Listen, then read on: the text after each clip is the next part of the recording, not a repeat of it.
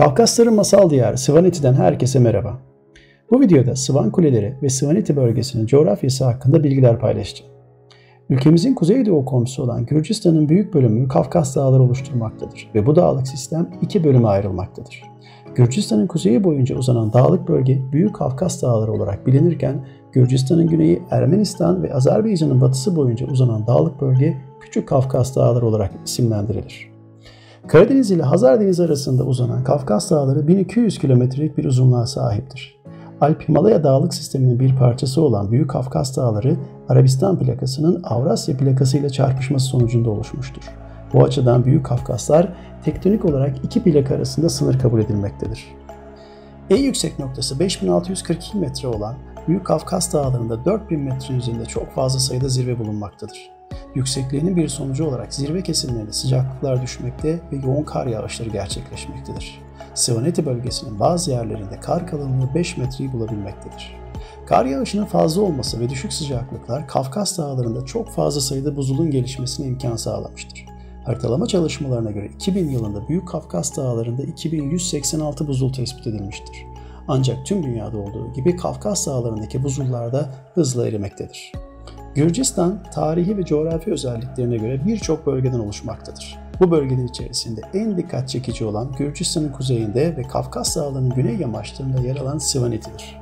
Kar ve buzullarla kaplı dağlar, derin vadiler ve ormanlardan oluşan Svaneti'yi bu kadar önemli kılan en önemli özelliği sahip olduğu tarihi ve coğrafi özellikleridir. Svaneti, Kafkas Dağları içerisinde yerleşiminin en yüksek olduğu bölgedir ve bu bölge büyük ölçüde Gürcülerin etnik alt gruplarından bir tanesi olan Svanlar tarafından iskan edilmiştir. Bölgenin sembollerinden olan ve bölgedeki birçok yerleşim birimi içerisinde görebileceğiniz Svan Kuleleri ya da Svaneti Kuleleri savunma amaçlı yapılmış yapılardır. Bölgenin feodal yapısı ve zorlu coğrafyasının bir göstergesi olan Svanların cesareti ve dayanıklılığının simgesi kabul edilen bu kuleler günümüzde bölgenin en önemli turizm yapıları haline gelmiştir. Günümüzde Svaneti bölgesinde 200'den fazla kule bulunmaktadır ve bu kuleler UNESCO Dünya Mirası listesinde yer alır. Kulelerin en yaygın olduğu yerler ise Mestia ve Uşkili kasabalarıdır. Svan kuleleri 9. yüzyıldan 12. yüzyıla kadar yoğun şekilde inşa edilmiş ve yapımları 18. yüzyıla kadar devam etmiştir. Kuleler 20-25 metre yüksekliğe sahiptir ve genelde 4-5 kattan oluşur. 5 metreye 5 metre ölçülerine sahip bir zemin üzerinde alttan yukarıya doğru daralan bir yapıda inşa edilmişlerdir. Alt katlarındaki duvar kalınlığı 1,5 metreyi bulabilmektedir. Üst kesimlerinde ise genelde taşlı bir yapıyla sonlanmaktadırlar. Kulenin duvarlarında hem havalanma hem de aydınlanmayı sağlayan, saldırılar sırasında ise haberleşmeyi ve silahlarını ateşlemeyi sağlayan mazgallar bulunur.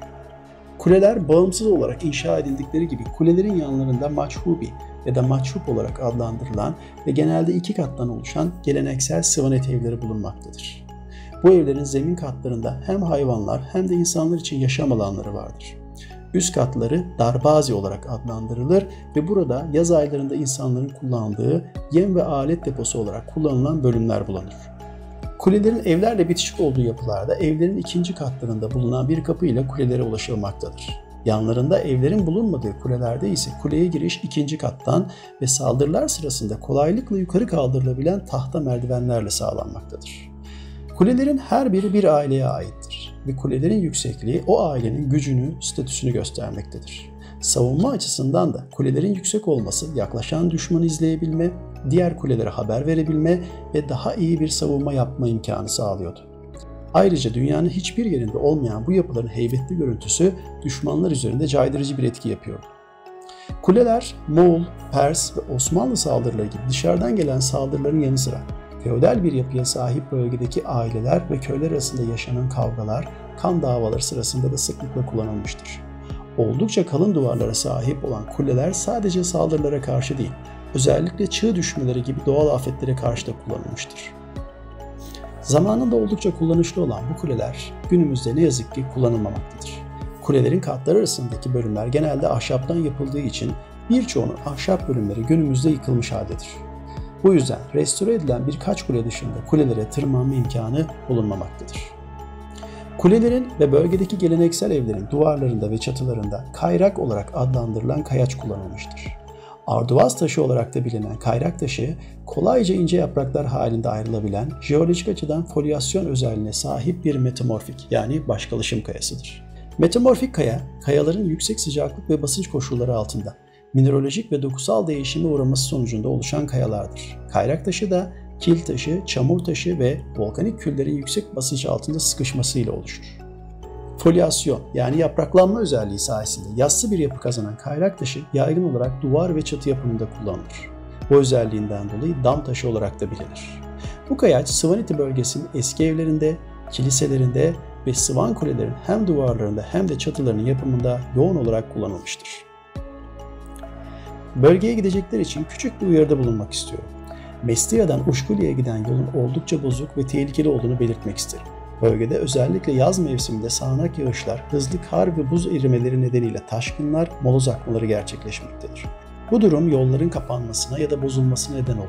O yüzden Uşkulya bölgesine giderken hava tahminlerine bakmanız ve arazi koşullarına uygun bir araçla gitmeniz tavsiye edilir.